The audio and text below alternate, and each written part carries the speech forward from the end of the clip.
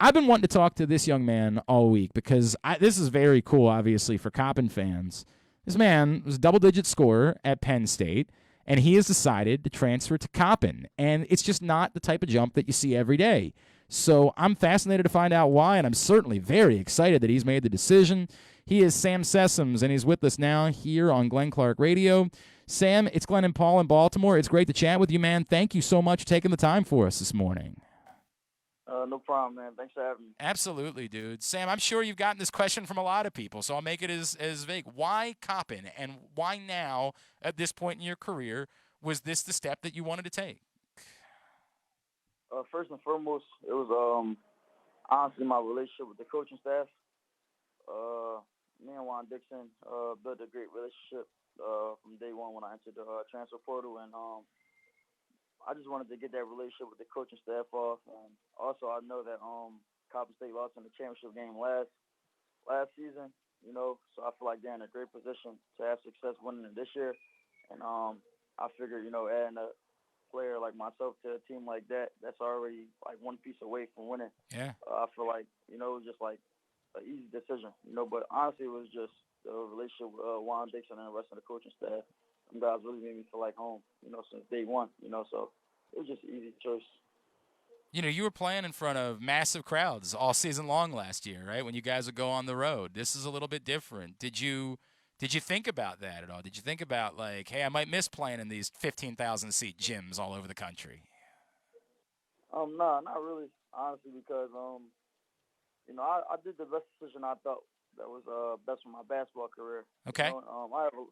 I have a lot of personal accolades, over 1,000-something points.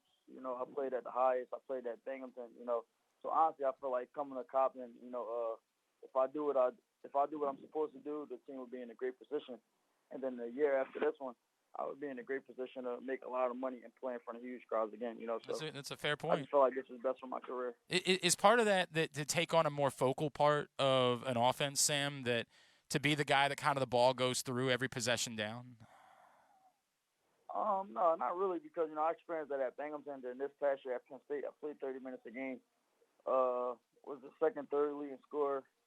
I was on the top of other guys' scouting reports, and so when I was in a game at Penn State, the offense was ran through me and the other guard, Jalen Pickett, so it wasn't really that, because I was playing 30 minutes a game at Penn State. It was more so my coaching staff at Penn State wasn't the coaches that recruited me. My 2 years at Penn State, Sure. I had two different coaches, and neither one of them recruited me. So I kind of wanted to just get back to the field of playing for a coach that recruited me and wanted me to be his rather than me just being left at a school and a new coach come in. And that's the feeling that you got from Juan Dixon, is he really made you feel like you were his guy. Yeah, a lot of all the schools in my top six made me feel like that. But with Juan, mutual people. I got friends that went to Coppin State as well because Juan takes on a lot of Philly kids. Okay. And also, like, you can't, you're not going to be able to play for too many coaches that got the experience or was as good as Juan Dixon as a basketball player. That's a fair point. Yeah. No doubt. Yeah, so I knew he could teach me a lot about the game. Obviously. He's a player's coach, so it was easy. He is Sam Sessoms. He's with us here on Glenn Clark Radio. He's coming to Coppin State after spending last year averaging nearly 12 points a game at Penn State. Sam, there have been players in recent years that have specifically, you mentioned you had been at Binghamton, so you'd been in the America East, but you come to the MEAC, and we've seen a few players say, hey, I want to be at a historically black college. I want to be somewhere where it maybe means something a little bit more to my people and to our culture. Did you feel any of that as you were making this decision? No, honestly, no. I was just I did what I thought was best for my basketball career. Okay. I honestly felt like this was the best decision, and it just so happened to be HBCU. It wasn't one of those things where but don't get me wrong, I do feel like a lot more talented players should come and play for HBCU schools that are African American, but that's another conversation, but this particular situation wasn't because of that specific reason. I just honestly thought it was the best decision for my basketball. It wasn't uniquely the driving reason why you made the decision. I completely understand. Both, it's like both things can be true. It's just not there wasn't a cause and effect here. Yeah, definitely, yeah. Right. Sam, what do Coppin fans need to know about you? What are they going to get when they show up to the physical education complex next season and get the chance to watch you play? I'm gonna play the right way. I'm gonna do Coach Dixon next, and I'm gonna try to win. I come from Philadelphia, Coppin State. Coppin's in Baltimore.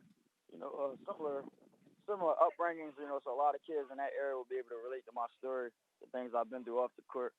The way I play on the court as well. So I think it will be a familiar scene for a lot of people. So just know that I'm coming to win. I'm playing my hardest, and I would excite you guys a little bit. One of the things that jumped out at me about your game from one year to the next, you raised your three-point shooting percentage from 28% to 42%. Is there anything that you can say explains why it was such a jump, or just sort of one of those weird things where the shots were falling for you last year? Oh no, at Binghamton I made a lot of three-pointers. I shot like 6 threes a game at Binghamton. Then my first year at Penn State, it was when our coach, we had a coaching change, so it was kind of hard for me to figure out my role, what shots they wanted me to take, so it affected my percentages. My second year, I was more comfortable. The coaching staff gave me a better idea of what shots they want me to take, and I always work on threes. I'm a good three-point shooter. I don't think the first year at Penn State defines my shooting ability, so I think I'm more so around between 35 to 45 percentage, so I think that was more realistic. It's just it was just a state. You just got the shots to fall. It's sort of more who you are. If that can continue, man, my God, you guys could do some really special things in the MEAC. And it will. And how important is it for you, like the idea of winning a conference championship? It's interesting to hear you say, like, how close Coppin was a year ago. Is that something that, like, cutting down a net, holding a trophy, that's something that you've dreamed of and you really want to accomplish? Yeah, I always want every kid who plays in college wants to accomplish a championship, and like honestly, the only thing that'll like increase my money for next year, my professional career, would be leading the team to a championship. I have a lot of personal accolades. I played at the Big Ten. I played in America East. It's a huge gap between them, so I've shown I can play that at all levels. I just need to show that I can lead the team to win, and that will increase my chance of making a lot more money next year. I mean, obviously, it's certainly something that we'd be looking forward to see if that plays out that way for you this year.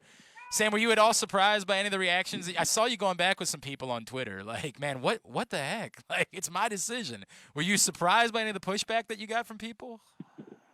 No, I wasn't surprised because honestly, it just would be a bunch of dudes. Honestly, I probably never played the sport. Respectfully, a lot of people, that's what's wrong with social media now. A lot of people, they got too much of a voice, and like at times I feel like people shouldn't be able to say anything at all about certain topics, and it was just honestly comedy for me when I did get some pushback.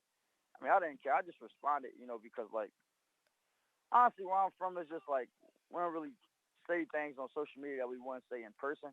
So social media is a platform where people will come and express their opinions. And respectfully, everybody has a right to their own opinion, but it's just like it's my choice. I chose to go there. It's what's best for me. By the way, nobody else. I absolutely loved your response. Like it's the perfect thing because it's not at all like you didn't say go F off or anything like that. Yeah. Sorry I did not do what made sense to you is so perfect because it's like it's absolutely wonderful but just slightly condescending towards the person. Yeah. It's you nailed that. That is the perfect response to give to someone. Like, oh, I'm sorry, Jim, that what I want to do with my life isn't what you want me to do with my life. I'm so sorry it didn't work out that way. Yeah. That's awesome, man. Sam, where I'll tell people because I've been following you on Twitter. It's at Samuel_Sessoms. What about on Instagram? Where can Coppin fans be giving you a follow as you make this transition? Oh, Instagram, at name is Sam Sessoms 3. At Sam Sessoms 3. Sam, we're excited about it, man. Really looking forward to watching you play next season and the opportunities that could be here for the Eagles because of your arrival. Thank you for taking a couple of minutes for us this morning. Best of luck, and we'll look forward to seeing you out there this season, all right? Thank you, man. I appreciate it. Thanks for having me. Absolutely. Sam Sessoms with us here on GCR. Fascinating stuff.